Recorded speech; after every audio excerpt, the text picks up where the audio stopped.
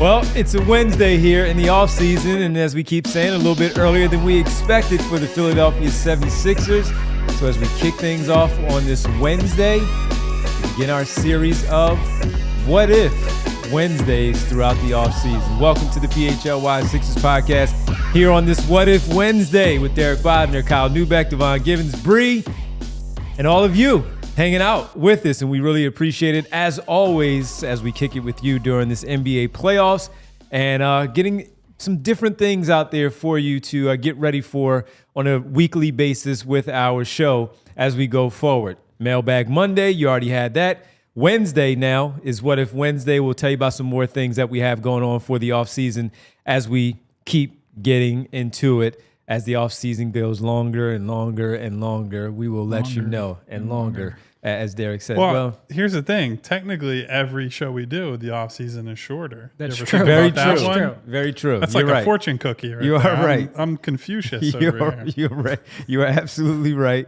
You're absolutely right. So we'll start off with this What If Wednesday. We'll get to our normal stuff later on, like the Daily Tankathon spin, maybe some news and notes that we have left over for the end of the show, talk about the playoffs, which we haven't yet had an opportunity to do, but we think everybody will be very interested in these as we go forward with the What If Wednesdays and the different things, because as you've all, as Sixer fans, been following throughout your fandom, there are plenty of, damn it, why did this have to happen for my basketball team for you to get ticked off about and see the fortunes of your team change because of one move, then another move, then a domino effect continues to go along about the moves. And today, because he is in the playoffs, he's 1-0 right now in the postseason, currently with the Golden State Warriors, and plays Game 2 against the Houston Rockets tonight.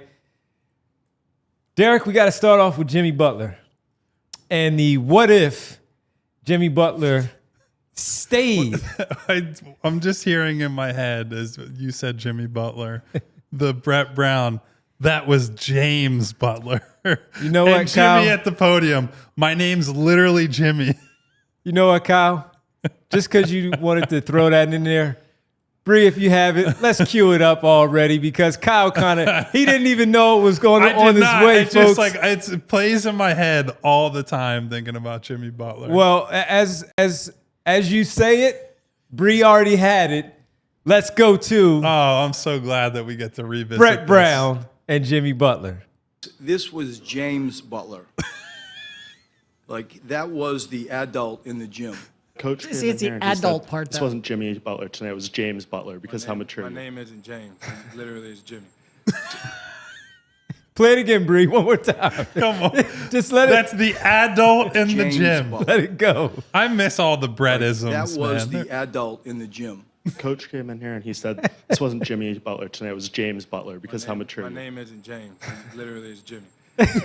So, if for the people who don't remember that press conference, Joel Embiid is sitting to Jimmy Butler's right on your TV screen. It's on his left. me.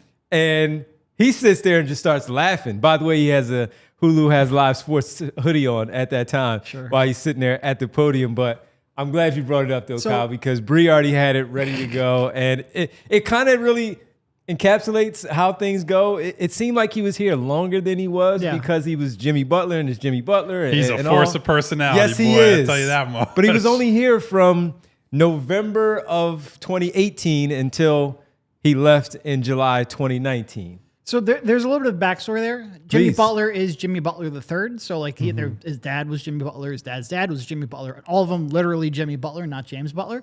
So that was part of the reason why he was upset about that. It's like, it's my dad. Like there's a little bit of and respect listen, thing. people want to be called something. Sure, Is this sure. their name? I get it. So like he told Brett, and Brett stopped doing it. Yeah. But apparently there was a member of the ownership group that spent like the next week going around calling him James Butler, and he was getting really pissed off about it. He's like, I've mentioned it. I want to be called Jimmy, and they wouldn't stop.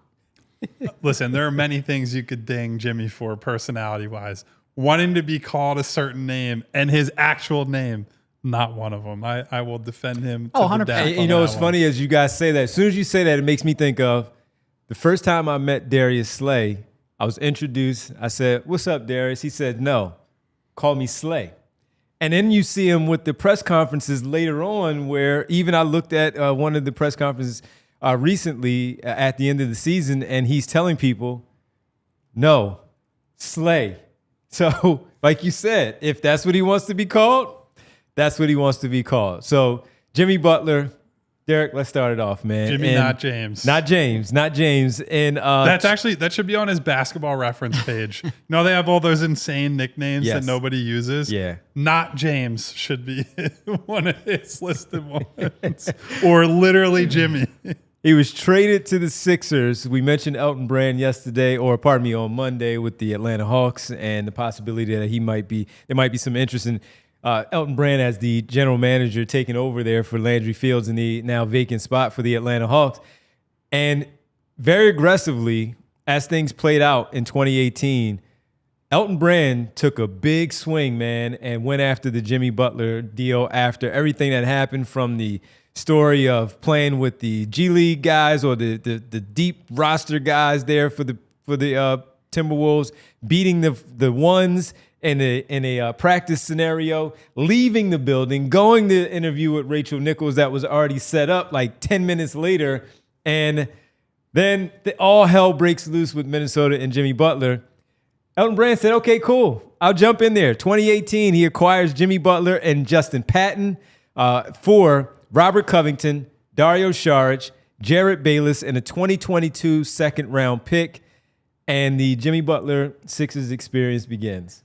Getting Jimmy Butler without giving up a first-round pick or even a real good Insane. young prospect, one of the best trades this organization has done in decades. Yep. And I'm not even like being like sarcastic in the slightest. That was a great, great trade. It is, obviously it's hard because it only lasted for a short time. It didn't really get you deep into the playoffs. It was a great series. It was one of their best playoff performances, even if offensively that team struggled. It is one of the great what ifs, though, because if you're looking at it, outside of James Harden and now Tyrese Maxey developing, that was the best teammate that Joel Embiid has had. In terms of a two-way teammate, in terms of what you needed from a mentality perspective, that was the best teammate Joel Embiid has had. It is also the one that it felt like the respect was there right from the jump. Like, I think Tyrese, the respect developed. But I think with Jimmy, it was there right from the jump. If you're of the mindset that, Joel Embiid needed somebody to set the culture, and, I certainly think there's some validity to that. I think at times people can go a little bit too far and make it a little bit simplistic in how they evaluate it. But I certainly think there's something to that. I think that was a real inflection point of when you could have set that culture and had Joel Embiid really buy in and sort of change the habits of him and the club, and given you a real runway and a real window of competing over a multi-year period. There's obviously one major uncertainty and unknown in Ben Simmons. I don't think that would have worked out. I think there was a ton of concern from all three. If you've got a Ben Simmons party, you've got a Jimmy Butler party, and you've got a front office / coaching staff party, I think all of them were terrified of how that would evolve over a multi-year period. They were talking about, letting basically Ben Simmons run the offense in the regular season and Jimmy take over in the playoffs. Just Which is an insane thing to say. Kind of keep by both the of way. them happy. And it was Yeah. I don't think anybody truly thought that was a multi-year success story. Yeah. I don't think anybody thought that would work. But you wonder, and at that point, I don't know if anyone in the league would have chosen, and that's why when everyone brings up, Brett Brown and all the other concerns that were valid and that were there with Jimmy, the biggest one, the one that the front office couldn't get past, was Ben Simmons. Like, if they thought the only thing standing between themselves and Brett Brown or Jimmy Butler for 5 or 6 years was Brett Brown, they would have thrown fired Brett under the Brett bus in a second. Yes, it was the Ben Simmons not fit on the court, but also fit in terms of who was running the offense. I don't know how you reconcile that. I don't think that would have been happy long term. But I also don't think anybody would have chosen Jimmy Butler over Ben Simmons at that point. Almost nobody. And that's the real what if. I'm going to table the Ben stuff for a sec because it is really why the decision was made. But I want to circle back on what you said, Derek, about Jimmy's personality and his style of leadership and how that might have potentially changed the culture, changed how things are run around here. I think at the time, the idea was, well, we don't need, there were the concerns and questions about, hey, maybe Joel is not mature enough, and Ben hasn't emerged as a franchise-defining leader, and blah blah blah.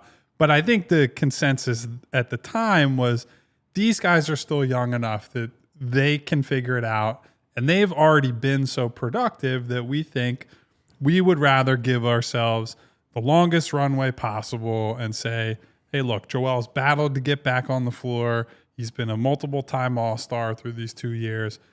If you think he's going to be, and you want him to be the best player on the team long-term, you want to empower him. You want to empower Ben and not say, hey, we need this third guy who he's really the force of personality alpha guy in this group, right? Like you want that to be Joel, or you want it to be Ben. It's going to be one of your pillars that you expect to be here or hope to be here 10 years, 15 years, whatever it is. And I don't think that was an unreasonable thing to think at that point, especially because I think if you look at it as, okay, Joel had this year with Jimmy, and when Jimmy got here, there were real concerns internally.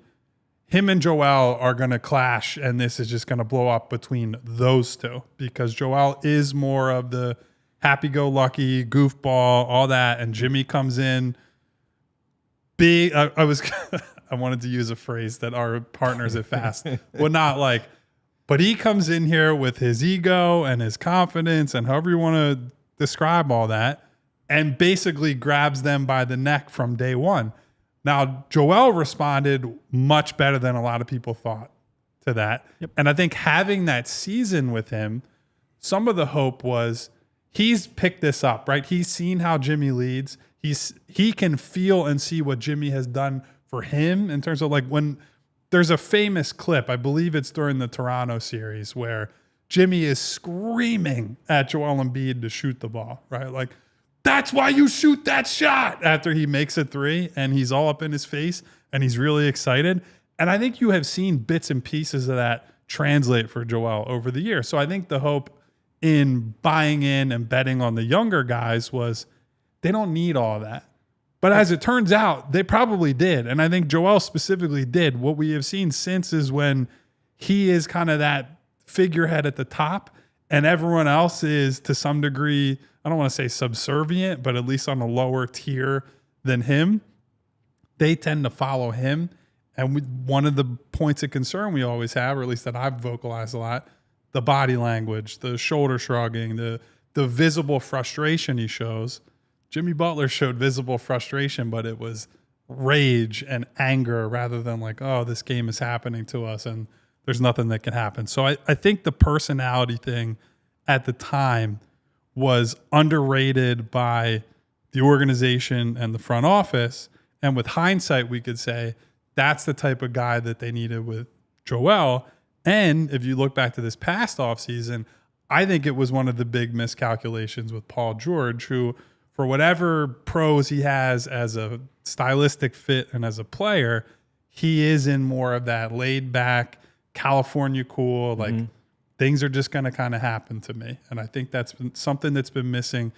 They tried to replace that in like PJ Tucker, right? And guys like that. But you guys know, everybody listening to this show knows, when it's in a role player and it's a guy who's not that good, when you're averaging like 6 points. You only have so much control and authority in that locker room. We wanted it so desperately, though. They wanted it so desperately, though. They were willing to get anybody that would even do something like that and still had some success in their past years playing in the league where it works. So just real fast, Bree is always on top of this stuff. Kyle, Derek, everybody, let's play Jimmy Butler in that playoff series where he's letting Joel Embiid know, let's get it done, man. Bring us home. I'm just like speaking all these clips into existence. Shoot it. Shoot the three. Right here. Here comes the three. Shoot it. That's why you shoot it. It's like burning in my head. Every time. Take us home. Take us home, man. Good times at the arena, wasn't it? Good times at the arena on that one, man. Good times. So for me, it's funny because when we talked about recently, when we talked about our predictions for the postseason and looking at stars, even talking about Joel Embiid, and modeling himself later in his career after Tim Duncan and some of these other people. It makes me, though, look at, we were talking also about the stars that are selfless in the way that they are. And we mentioned Steph Curry and Tim Duncan in the way that they do it and have done it. And you look at where Joel Embiid is, somehow, some way, they needed to figure that out back then in 2019 of as that offseason approached and you knew that there was a lot of questions about the Jimmy Butler, Ben Simmons part because Joel Embiid and Jimmy Butler were already figured out. That was done. They got along. It worked. You hear that clip right there. Had they stayed together, man, who knows what it would have looked like because of something like that, because of that relationship that was there, the communication that's there on the floor, knowing that if he's yelling at him about something, it's all coming from a good place of, we're trying to win this basketball game and you're the best player out here. That somewhere that leadership needed to be in there where the trust was there. And I remember when Jimmy Butler left and he was finally asked about the Ben Simmons piece of the reports being Ben Simmons wasn't going to be happy if the ball wasn't in his hands. Well, he said, listen, if I was Ben Simmons, I would be unhappy too. I'm the point guard. I want the basketball. So he stood up for Ben Simmons in that point of saying just that, of I would have been ticked off too because I'm the point guard. But if you had watched and paid attention to Jimmy Butler throughout the regular season, which we did that year, and I know early on I was like, wait a minute, I know I've seen this before, but why is he taking so long to not really just aggressively force himself into the offense and take some shots? He's wide open. It looks like it wasn't even just about the three-pointer. It was about the other stuff on the offensive end where he was, as we know now, he was pacing himself. So even with him maybe taking on a larger role in the postseason, the regular season would have really been because of what Joel Embiid and Ben Simmons did as that duo where he played the third fiddle there, that third guy, that third star on the back end of what they were doing.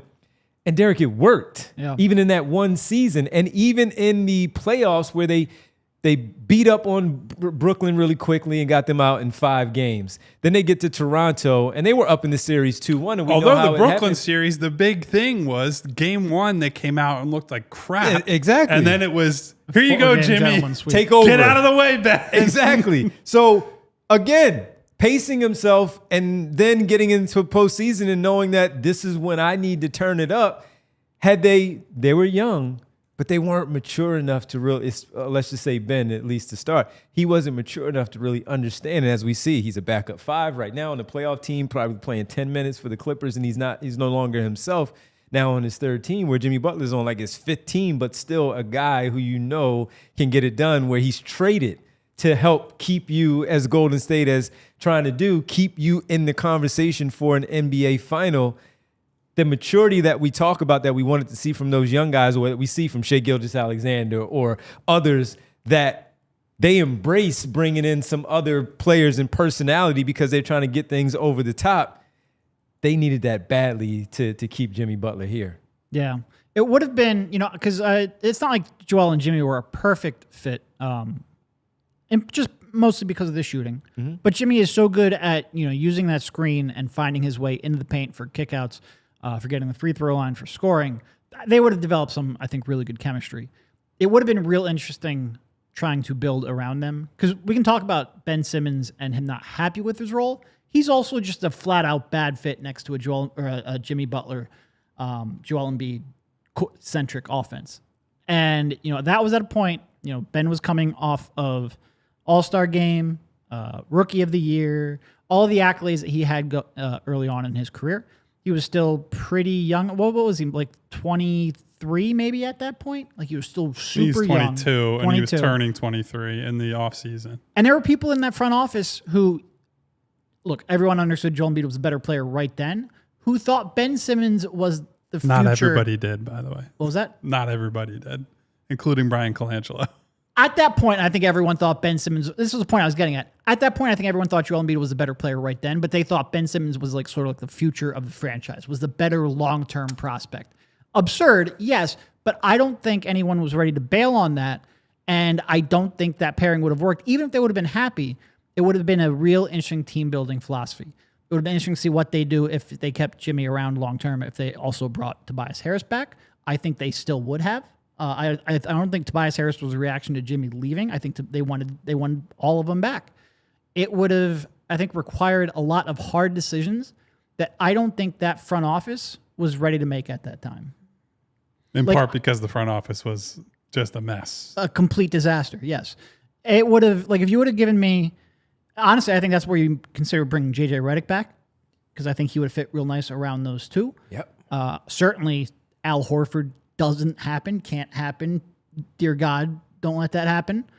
I think Tobias, you should have let walk, but I don't know if I have confidence in that collection of decision makers to build a good team around them. And he still would have been better with Jimmy. They would have had a chance over the next couple of years to win at a higher level, because I think you need someone like Jimmy in the playoffs. But I still think the fundamental problem of you had a clown show in the front office still exists. Yeah, tough one. And we'll get to some of the things that happened right around that. One other audio clip that we do have that the guys did not bring up, so they didn't bring it up. So we'll bring it to you on the other side as we take a quick pause here on this What If Wednesday, our series that we're going to have going throughout the entire offseason. We begin Jimmy Butler. He's playing tonight in the playoffs for the Golden State Warriors. Different role than Ben Simmons, and he's helping them win their basketball games. Of course, what if Jimmy Butler never left the Philadelphia 76ers? How would things be different for the organization? How would things be different for Joel Embiid? We'll talk about it when we get back right here on the PHLY Sixers podcast. Hey, guys, we hope you're comfortable watching today's show. We know you could be more comfortable. You'd be sitting on furniture from our friends at Ashley, where the low prices are blooming. Spring into savings at Ashley. Save up to 50% on living room, bedroom, and dining room furniture and have it all delivered for free. Yes, that's right, for free. Plus, you can get long-term, no-interest financing, save on top-brand mattresses, get free delivery, setup, and removal. But don't wait. Spring into savings now at Ashley, South Jersey, and Philadelphia. You're in the area, guys. Just go stop by. Go take a look or go online. Got lots of great stuff.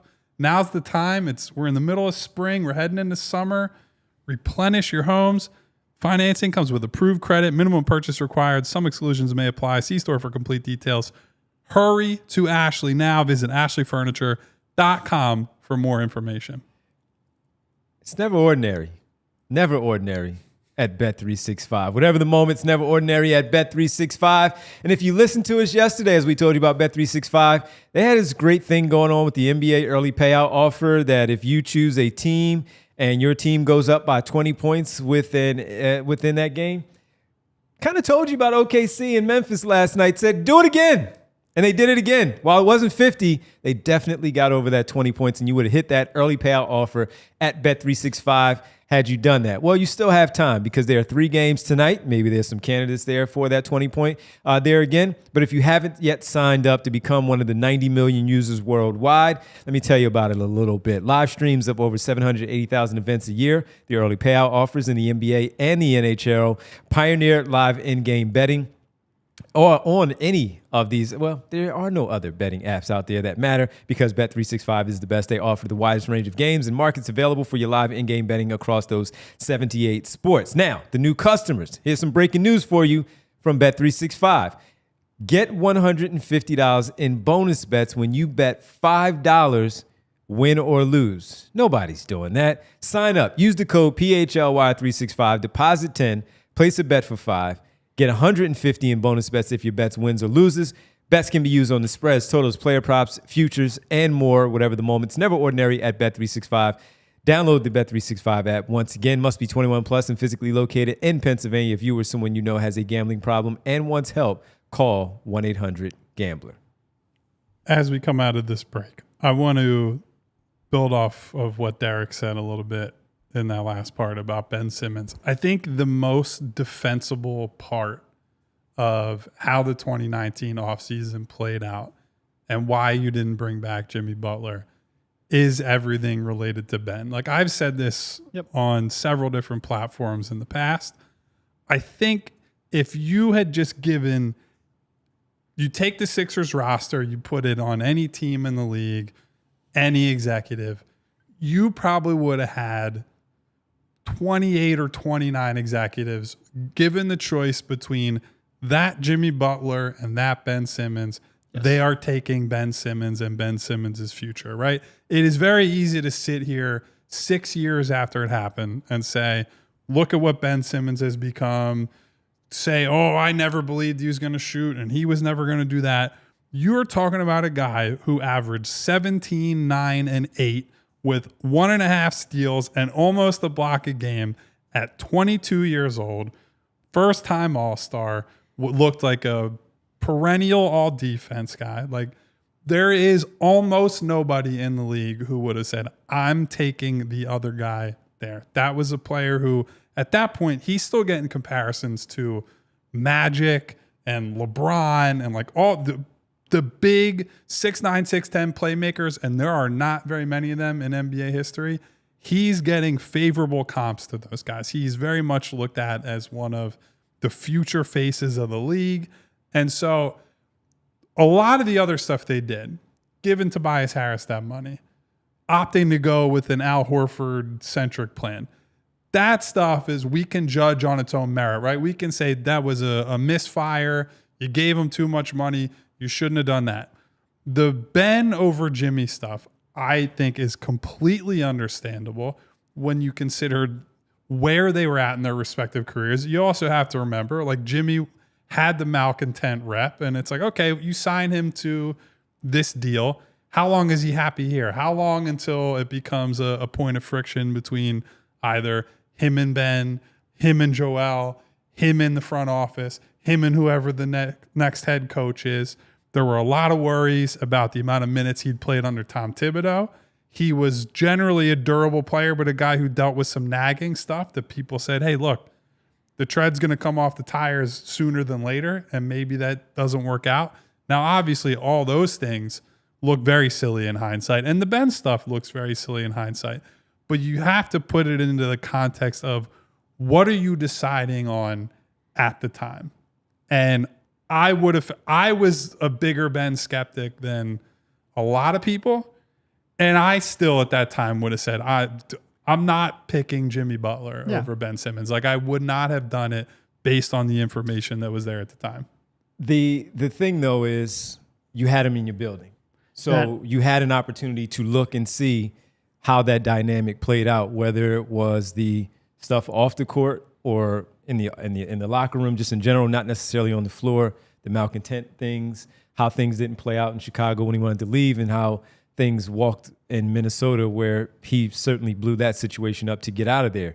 None of that had happened here. We all had only heard of one thing, and that was just because nobody spoke up when most of the players agreed based on a report that they didn't like what the coaching staff was telling them in Portland. So Jimmy was like, we're not going to say anything. But that's because that's exactly one of the reasons they brought him in for, because everybody was a mouse, a church mouse. Everybody was quiet and didn't speak up. The only one that would was a undrafted guy in TJ McConnell who plays his role off the bench. And based on the reports, again, Jimmy Butler saying, TJ, wait a minute, we're not going to say anything? And that's one of the reasons why. So everything worked. Sure, you got knocked out in Game 7 of that second round. It was very early in their tenure of Joel Embiid and Ben Simmons. You bring in Jimmy Butler for that very reason. I went back and I was looking at just the fourth quarter of that game, and he had, I believe, what he had in the fourth quarter alone, he had about 10 points in that fourth quarter. We know he got that steal to tie it up to force whatever happened with Kawhi Leonard thereafter, but he was a big reason why. So again, all of that, you are right. You are right. And I was a big Ben Simmons supporter when it came to talking about how you can make it work and how it fit. That's where the general manager and the president of basketball ops and all that stuff come into play. You figure that out. That's not left up to anybody else but you to figure it out. But you better get it right, because that's where, again, things can go wrong, and they can go wrong very fast if the dominoes then start to play out of why you did not bring this one guy back. The trajectory, yes, he was older, and Ben Simmons was younger. Try to figure that out and make sure it worked. It's a personality thing where Ben Simmons, again, he's a little quiet. He may not like that type of aggressive personality. But if we're winning, it's not he may not like, he did not like. And that was the problem. You got to figure, again, this is what we talk about, the Tim Duncan, Steph Curry. All of them are not like that. but you just saw that it worked and you have this guy in here, you know who you are and the things that you're unwilling to do or say versus what somebody else will, and you let those things play out in a situation of a locker room and all of that. And that's where I go into the whole thing once again of you're not wrong. You're clearly not wrong. But it was in your building. You try to figure that out as best as possible. If it doesn't work, that doesn't mean his trade value would diminish or anything along those lines. You're most likely still winning a lot of basketball games. He's a part of it. So you're going to get some value back in that deal. You gave it just those few months, that playoff run, and it was gone and it was done. And the next time we really saw it as good as it was the James Harden piece that you brought up a little bit earlier. So that's my only thing. It was in your building. You saw it. You mean to tell me in 10 months you couldn't, or however many months it was, you couldn't figure out where everybody came together? We got to figure this out to keep this together and not let it go apart just off of this little bit of a run that we had. Well, so I understand what you're saying. I think it's the reason it was so complicated was because, and Jimmy has said this, like we brought up that, Jimmy said on public podcast appearances, right? Like the way that they changed things in the playoffs was not necessarily fair to Ben, that like they played one way and threw Ben the whole year. And then in the playoffs, it was like, get the hell out of the way. And Jimmy has the ball. Jimmy runs the offense. We're playing Jimmy, Joel, pick and roll, and he sets the tone. I think Rich Paul and Ben, in fact, I know, said in no uncertain terms, like, this is not acceptable, right? Like, this is not going to work. And so I'm not telling you they sat there and gave an ultimatum, but I think it's probably as close as it could be to an ultimatum. Like, I'm not going to be the dunker spot guy, right? I'm not going to go stand over there while Jimmy Butler effectively runs the team. And the concern was, yes, it worked in terms of they played well at the end of the year, but they lost in round 2. Ben and Rich Paul, who's a very powerful agent, rightfully said, like, I'm supposed to be one of the pillars of the franchise, the guy you're building around long term, and I'm just like a non-entity for the entirety of the playoff run on offense, right? And like that was, I think, where a lot of the discord comes from. Like, yes, you could say, yeah, it worked and it looked good and they needed to build on it and all that. The ego part of it is you can't separate. It's really hard to separate all that. And it's a lot of different people in your ear. Like, oh, you're the number 1 overall pick. You're a first-time All-Star. You're this, you're that. You're just going to stand over there while Jimmy and Joel run the show. And also think about, too, as much as we're talking about, hey, Jimmy and Joel is a great partnership and that worked really well. Imagine being the Ben in that situation, watching them build that bond, not just as like, hey, you're the two guys who we're playing through. They're also much closer. And so if you're Ben and you're his very powerful agent, you're like, hey, these two guys are going to have more say than me very soon in the organization. You signed Jimmy to a max contract. Joel's already, ahead of you, so to speak, in terms of the hierarchy. Now you're just the third guy. And like maybe Ben at that time could or should have been big enough to be like, oh, I can do that. And maybe I'm even better off in a role like that. But I'm certainly not going to fault Ben at 22 years old for being like, what the hell are you talking about that I'm going to take a back seat to other people? Like, I don't fault him for that. I fault him for lots of other things, but I don't judge him for that. So there's no doubt in my mind that those 3 would not have worked long-term. That was a short-term relationship. You were going to eventually have to pick 2 out of 3. I do broadly agree with Kyle that everyone was picking Ben at that point, 22 versus 29. The Tibbs minutes, years and years and years playing heavy minutes under Tibbs, injury concerns, malcontent in Minnesota. I think all of that is fair. The one thing I will push back on a little bit, and it relates to what Devon said, they had Ben Simmons in his building, and they knew the flaws in his personality that were going to prevent him from getting to where they needed to go. They had sent, I believe it was a year before, an assistant coach to Australia to try to work out with Ben one-on-one. Ben ghosted the coach for 2 weeks because he didn't want to do jump shooting drills. They knew what they were dealing with. Yep. Nobody in the world knew about Ben's flaws more than they did. So I don't think anybody makes that decision back then. Certainly, if you would ask me, I would not have chosen Jimmy over Ben. But Same. they had more information than anyone else, and they made the wrong decision. And they made the wrong decision on a guy who, at that point, had an immense amount of trade value. You could have gotten the world for a 22-year-old Ben Simmons. If we talk about inflection points, and inflection points, when you look back on them, were never obvious at the time, or at least very rarely were obvious at the time. If you wanted to change the Joel Embiid era in the biggest way possible, you keep the best fit he had next to him, which was Jimmy Butler, and you trade Ben Simmons at the apex of his value. It would have been a tough choice, but I'm not going to argue that it would have been an impossible choice to make, and I'm not going to argue that there weren't indicators that Ben was going to, trail in the direction that he did throughout his career. I think that's fair. And I think the best evidence of could have sold him at the peak of his value, a summer before, you had the opportunity to trade Ben Simmons for Kawhi Leonard. The Spurs basically said to them, if you give us either of Joel or Ben, we will give you Kawhi. Now, in that reality, I think because of the contracts you need to match, you're probably not ending up with Jimmy in that scenario. You more than likely that's like Ben and Cove and whoever. But that shows you that's the level of talent that was there if you wanted to make it. Because they talked to the Spurs, right? Like, certainly they had the connections to San Antonio that when Kawhi is not happy with the situation there and is looking for a new team, they were right there. And they had I won't say the two absolute best chips, but certainly if you're talking about who was available to be moved at that time and like who other teams around the league would have said, if I could get that guy, I'm set for however many years.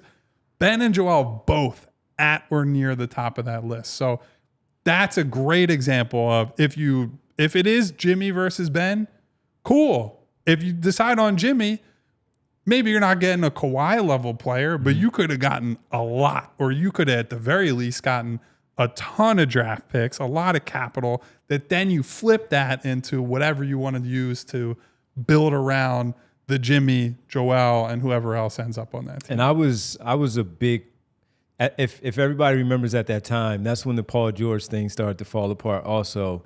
And there were conversations about him being on the move versus Jimmy Butler. Who would you choose? I was more on the Paul George side because he was younger at that time. The injury hadn't yet happened when he broke his leg with Team USA.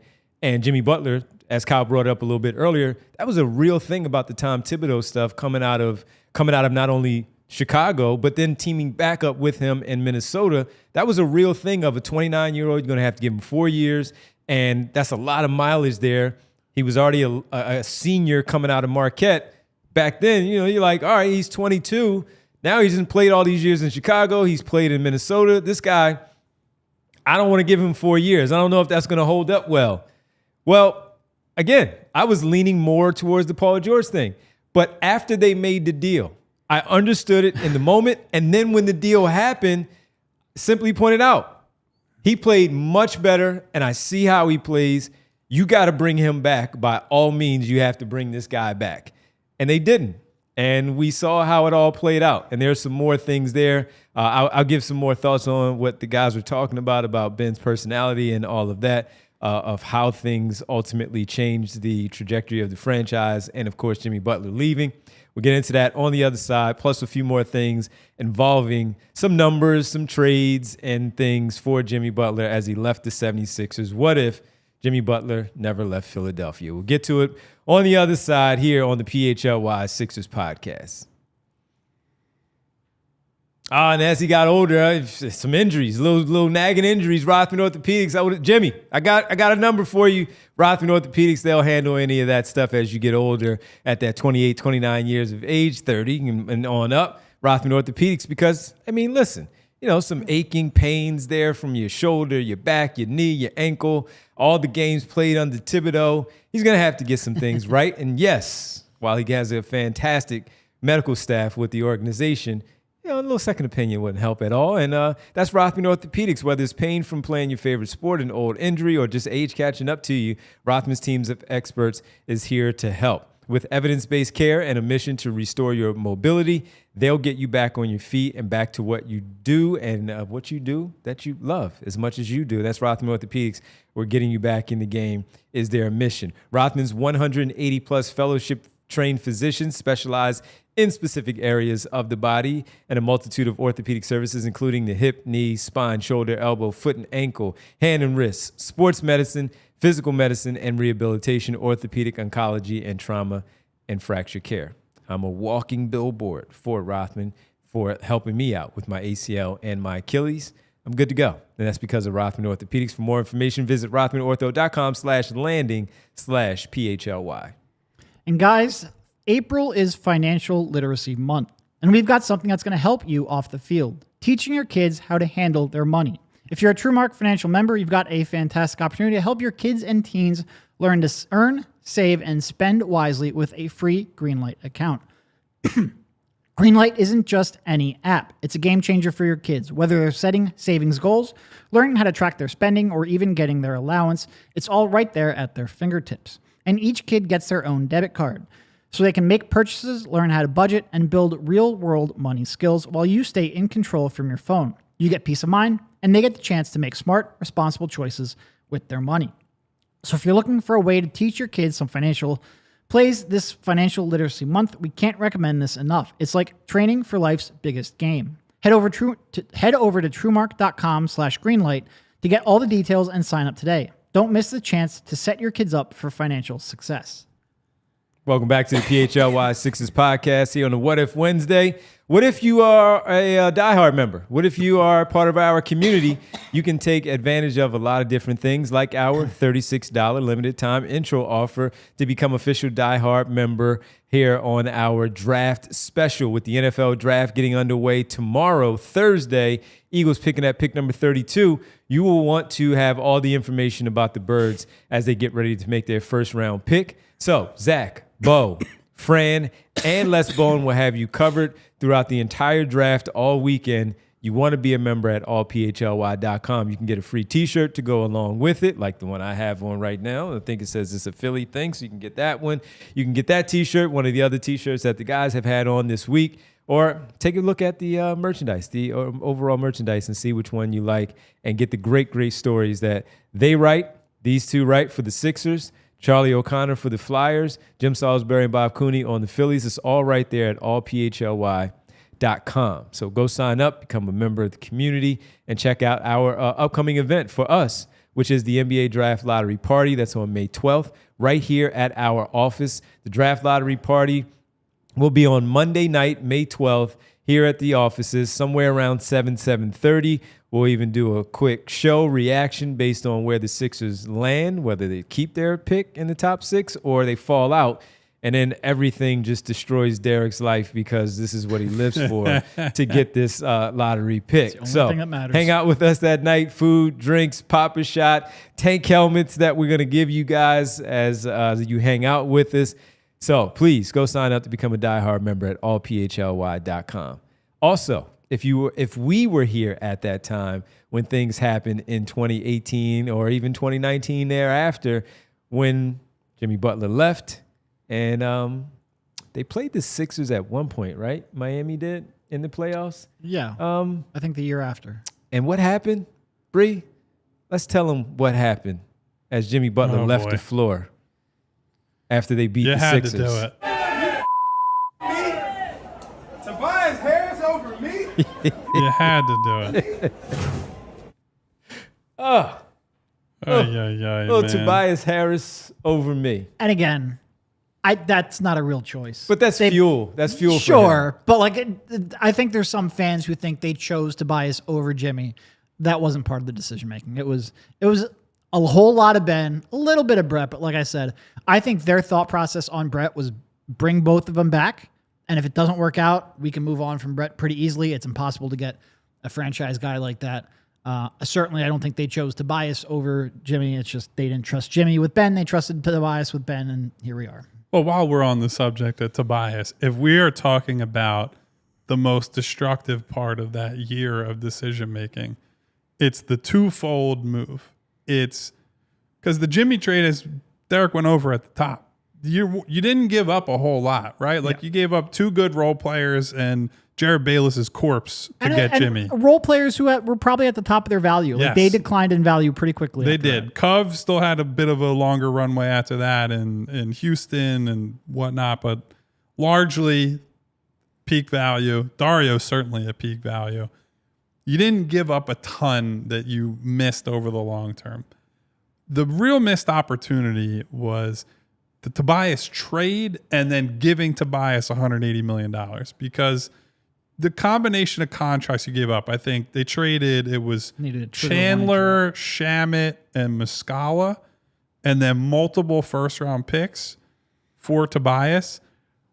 Whatever those first-round picks would have turned into, it's at least capital, right? It's one of the things that we're seeing league-wide in recent times is that the teams that are sustaining runs, the teams that are continuing to ascend, are teams that just don't trade away first. It's teams that are being conservative with how they use those picks. Like OKC, one of the many amazing things about that franchise is they have all this young talent and they have all these picks that they can use to, if guys are too expensive, if they can't get guys on all these bargain contracts that Sam Presti is handing out, guess what? They can just draft 2 or 3 more of them with all the firsts they have coming in. And so giving up 2 firsts and whatever they could have turned these contracts into, right? Like Wilson Chandler did not look that good that year. So he's just matching salary. But that was $12 million in matching salary, plus Landry Shamet, who at the time had good value. He had a good start to his rookie season.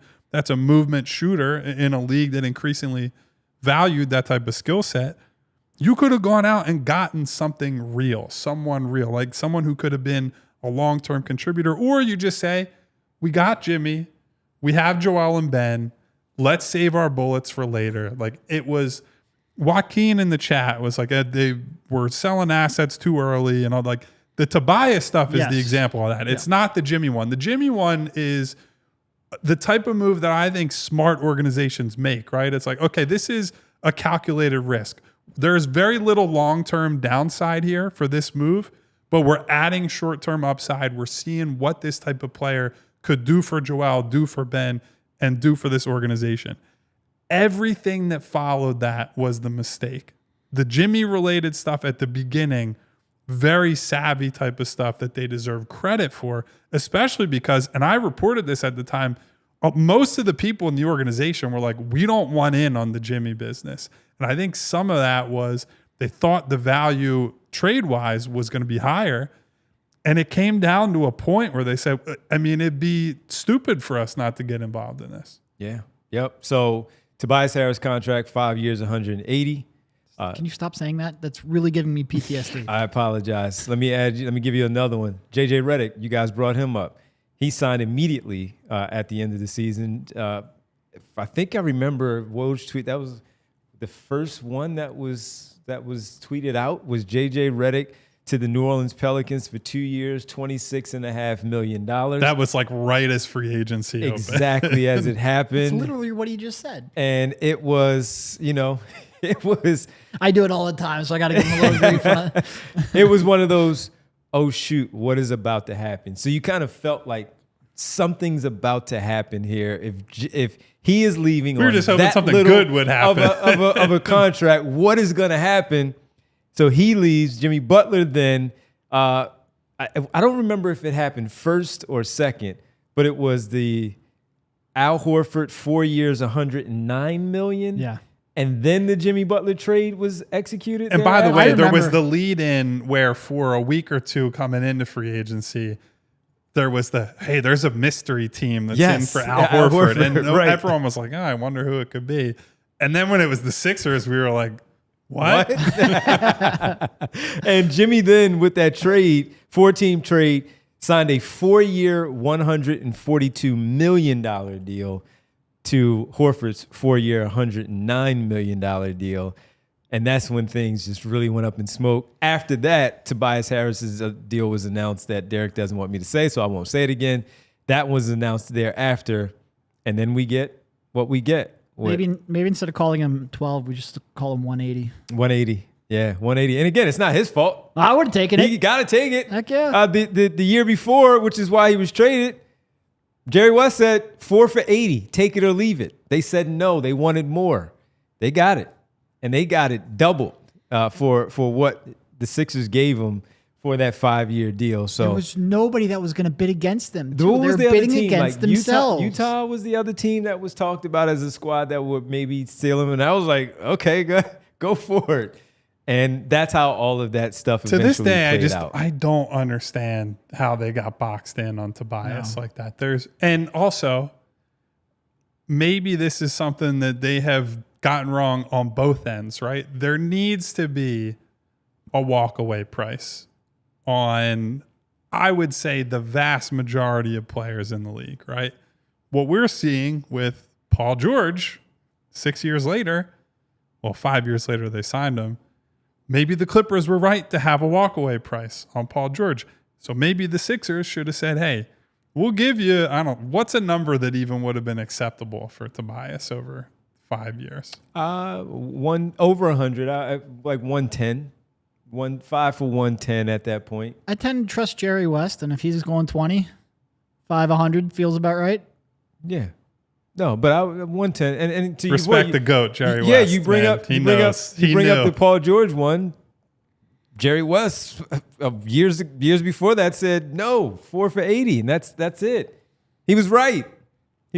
But I would have went up a little bit more just because if they were keeping everybody, and as you said, they wanted to keep Tobias in there as well, I would have been perfectly fine with that if Jimmy Butler is staying also. But it didn't happen. So just a wild one, and Jimmy Butler is now in Golden State getting ready to take on the Houston Rockets. They're up 1-0 because if you can take in a player like that and you feel like your locker room can handle something like that, you do it. And that's why Steph Curry is Steph Curry. He's going to go down as one of the all-time greats, not only as a player, but as a leader, because of being able to absorb the Kevin Durant piece. That's a of conversation I'd like to have with you at some point this offseason is where Steph now ranks in the all-timers. Because, I mean, the resume is insane. The leadership part is a big deal. Kevin Durant, and, you bring in somebody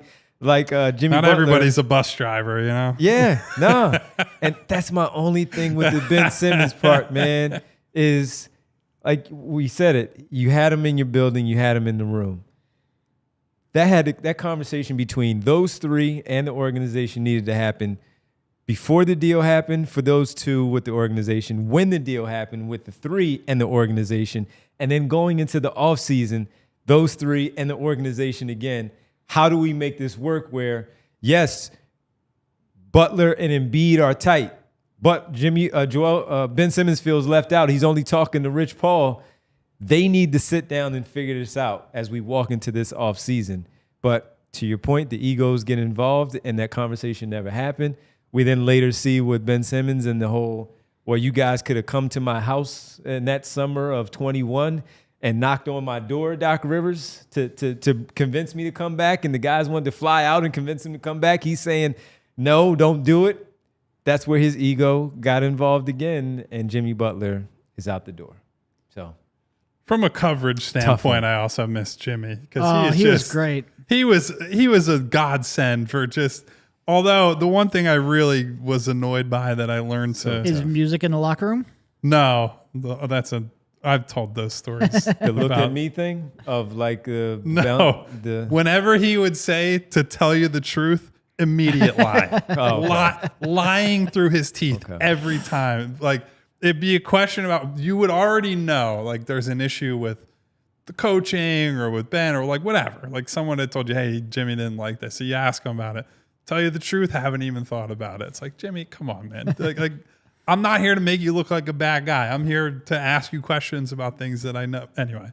But other than that, I had a grand old time covering Jimmy because he just... You didn't know what to expect every day, and that led to some funny moments as a member of the media. My last question to you both: how would he have, with a few more years, however long it would have been, how would he have helped Joel? I mean, it's hard to say without knowing the moves after that, because like I said, I do think that changes everything from what you do with Ben to what you do with JJ. Although JJ fell off a cliff pretty quickly after leaving, to how you build a team around them. Because I think they're relatively unique as a pick and roll pairing that you've got to be thoughtful with how you put the surrounding pieces. But I certainly think they have a better chance of, like, I at the bare minimum, I think they get out of the second round one of those years. Like, I don't think that Hawks series happens if Jimmy Butler's in the building. I think they find their way out to at least the conference finals.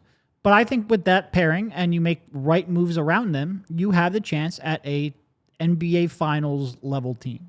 Not gonna say championship because they need one more round to go right, but I think they have a chance. I really do. Here's the thing. They could have gone to the finals the next year. Oh, yeah. Because in the bubble, that's one of the only times, in fact, it is the only time Joel's ever been healthy going into the playoffs. Their big issue was Ben was out hurt. Yep. And, well, one of their big issues, they also had Al Horford and Tobias stinking Josh it up. Richardson. And, the lineup was what it was. But Jimmy had an incredible bubble run. Then he goes all the way to the finals. He basically by himself pushes the Lakers, who I think were the best team that year and deserved to win the title, but pushes the Lakers to 6 games on like a one-man band type of show. So if you give me that Jimmy, if you give me healthy Joel, and you make at least like reasonably competent free agency decisions, Derek, I won't even say like above average or great. If you reasonably competent decisions around those two, whatever happens with Ben and whatever happens elsewhere, I think that's at least they're getting to the conference finals in the bubble, agree. if not the finals, because Jimmy was that good. And then you saw in 21, that wouldn't have happened. Yeah. They would have destroyed Washington like they did. They were still the number 1 seed, so they couldn't have been any better. They would have destroyed Washington, and they would have destroyed, I think, Atlanta, and that would not have happened. That is, 'cause, they had 3 straight years of really frustrating playoffs. That's like, and I think the 2022 Celtics one, or was that 23? The Celtics one from a couple years ago, and they were up 22. Yeah, I thought it was 23. Game 6, so I started to correct myself until I questioned myself. Anyway, that one to me was the lost opportunity because that could have been like an era-defining win.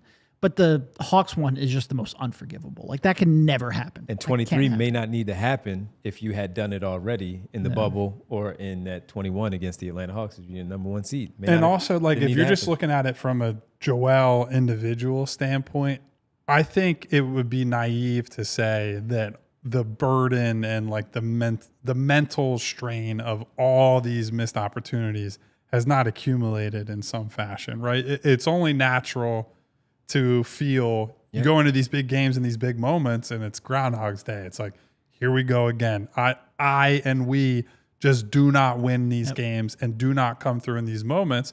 And like Joel would deny that if you said it. Like, right, he goes into it thinking, I'm going to win, I'm going to do this.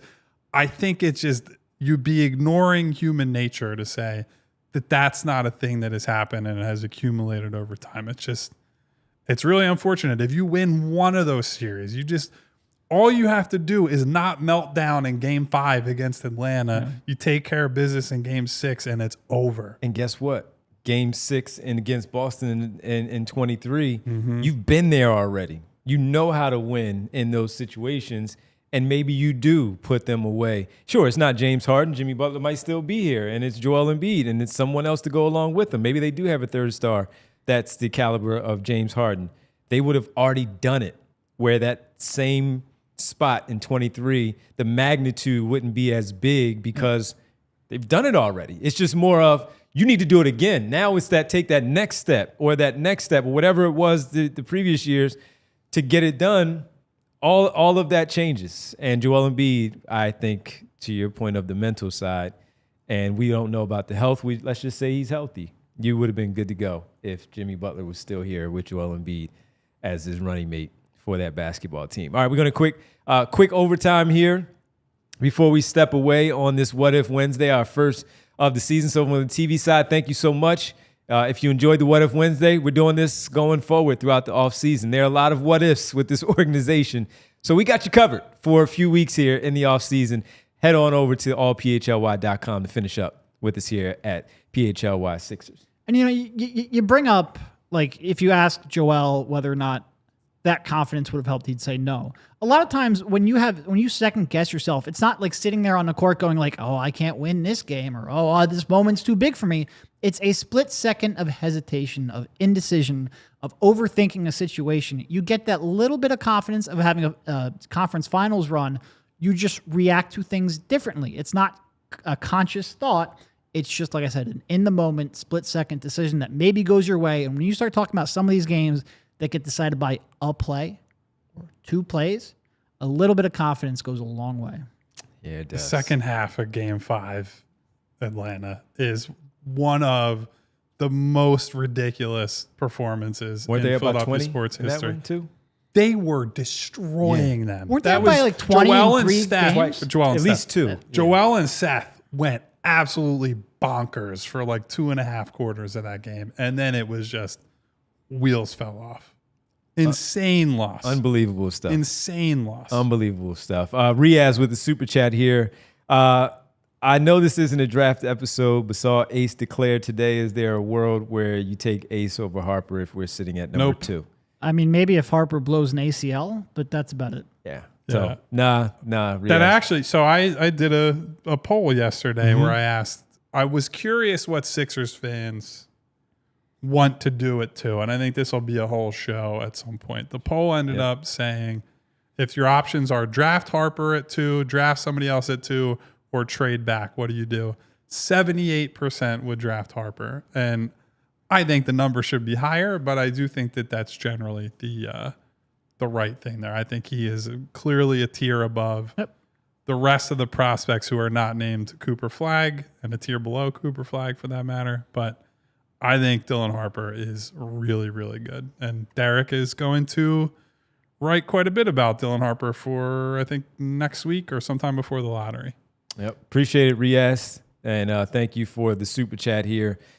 Even though, it's a little later in the show and a little draft stuff. We'll get to a lot more of that. It's a lot of Ace Bailey conversation prior to the lottery. And hopefully we're having that conversation in general. Unless they get the number 1 overall pick, then we won't have to have that conversation. We can make up some conversation. I just pulled it won't. up because I was trying to remember just how bad it was. Do you know what the score of the 4th quarter was? Like the margin for Atlanta, Game 5, 2021. So Gene said it was 25. But I think that was the highest. That was the highest that it's highest got. lead, yeah. So you saying? I'm saying going into the fourth? No, what was the margin Atlanta won by in the 4th quarter? Oh, I'm going to say 18. I'd say You're close. I say 14.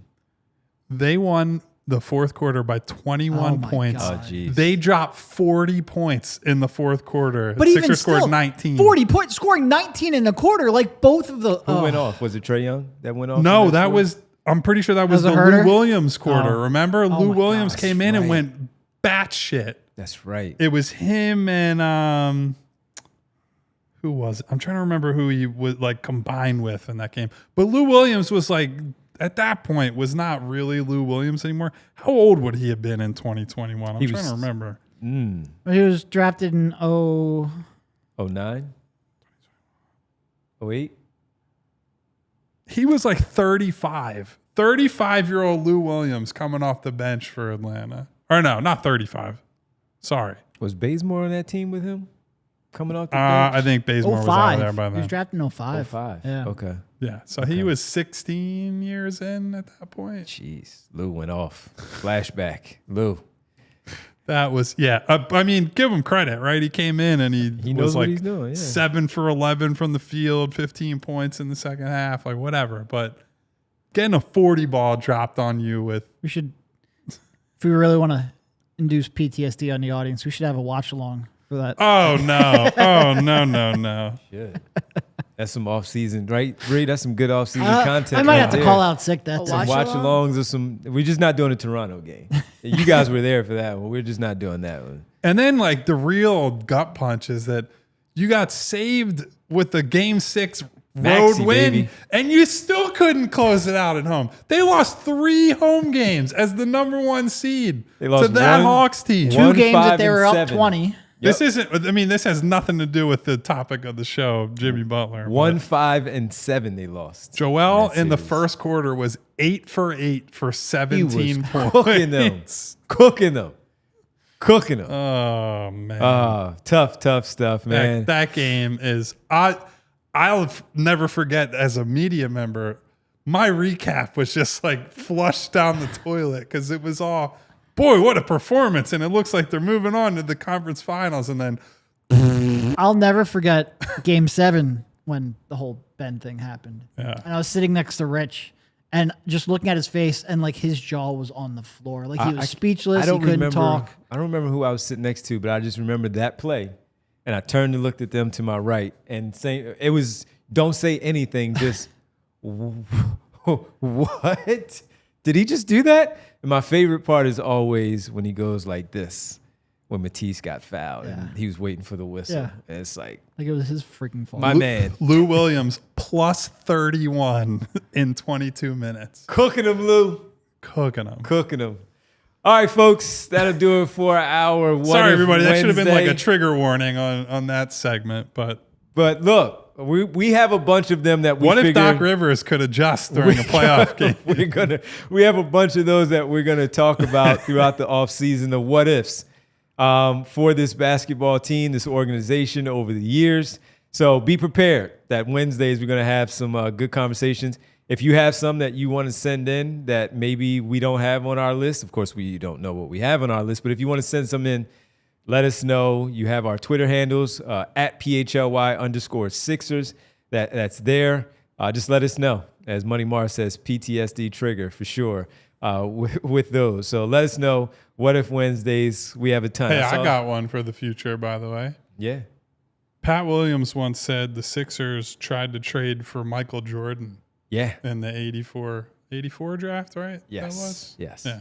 Yeah. It was, I don't remember off the top of my head, but I think it was, oh no, Rod Thorne is the one who publicized it, but it was, what was it? Multiple picks and maybe Dr. J. I don't know. Well, they also had It the was fifth definitely pick Dr. that year, J. right? The 5th pick went to Barkley. Yeah. Yeah. But are they saying including the 5th pick or Barkley Yes, and Jordan? it was basically they would have had Michael over. Because Oh, wait. wasn't that the year they also had Anyway, 10 I and had they to picked look up the Leon Wood? specifics on it. I don't remember. I think they had 5 and 10, and they picked Leon Wood later. So maybe they would have had to give up the 10th pick also to get Michael Jordan. So that would have been a pretty good one. What if the Sixers had one of the greatest players in history?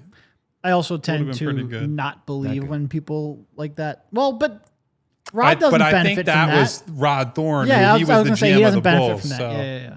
Yeah. what if Rod Thorne had suffered a concussion and traded Michael Jordan? We'll never know, I guess. Let's get to the Daily Tankathon spin here to close things out before the world famous roll call.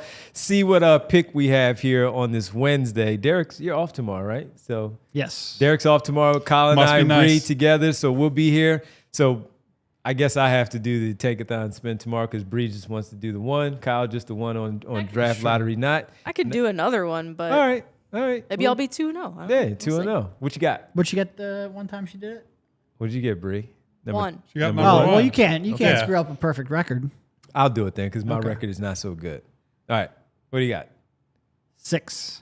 6. Okay. Can work with that. Kyle wrote a story about this at allphly.com. There you go. Promote the Die Hard article. But let's say chalk for the first 4: Cooper, Harper, Bailey, Edgecombe, in some order. And 5, somebody. Who's 5 on there? I think the last time we did this, we said Trey at 5. Who do you have there at 5 for? I closed it. Oh, you closed it? No worries. Let's say New I'll Orleans see. has 5. I'll see who they take 5. New Orleans has 5, and that's Trey Johnson goes to New Orleans. Okay. I think I'm 6. going con. Yeah, I honestly might take Knipple. And again, I'm really hurting my brand as like the anti-unathletic white guy media analyst, but I really like Knipple, and I might end up going with him at 6. I think so many of the other options there are severe downside picks. Like Queen, I really like for the offensive stuff, but the long sleeve, big man, not protecting the rim is just, it scares me a little bit. Yeah. Especially because the only one I really think has like upside is Trey. And he just got picked at 5.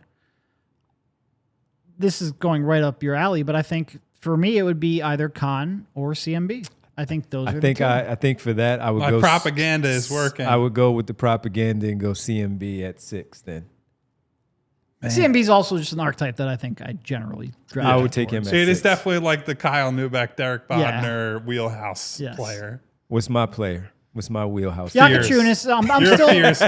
Yeah. Not on Honestly- this team. Like, I'm not saying that you don't value like fit and whatnot and roster construction, but Devon's more He's a on the bucket Hooper getter. side. Yeah, I'm go. I will go say, get a basket.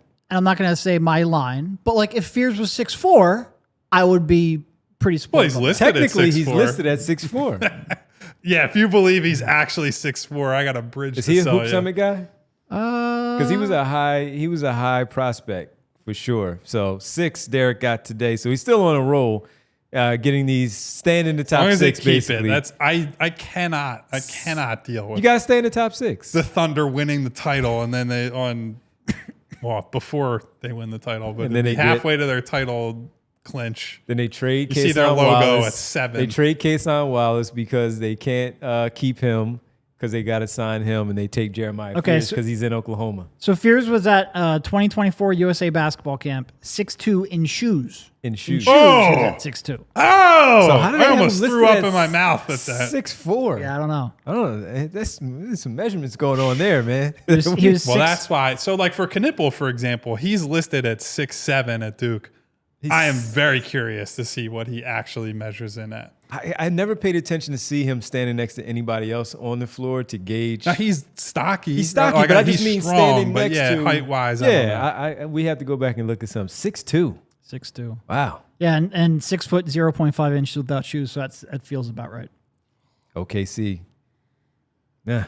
All right. Anyway, let's get to the world famous roll call. So it's CMB Knipple. That's kind of our. I go CMB. On I'm that not one. completely throwing out Yakachunas yet. Still, he's still in the mix. But my aversion to the center prospects has limited, I think, my scope a little bit when I'm talking about Mellow that range. 3 points still pushing it. Rashir Fleming. Walk with me, he says. Sure, at Walk like- with me. At 35, yeah, I'm on that bandwagon. Or too. if you Maybe trade into the Trade first, into from the the second. 20s. Back in. Yeah. He's not going above 20. If he drops to 28, would you consider it? I mean, tell me the cost, and yeah. I Yeah, mean, you're no, better with the cost. So 35 and something. A future second, yeah, I'm down for All that. right.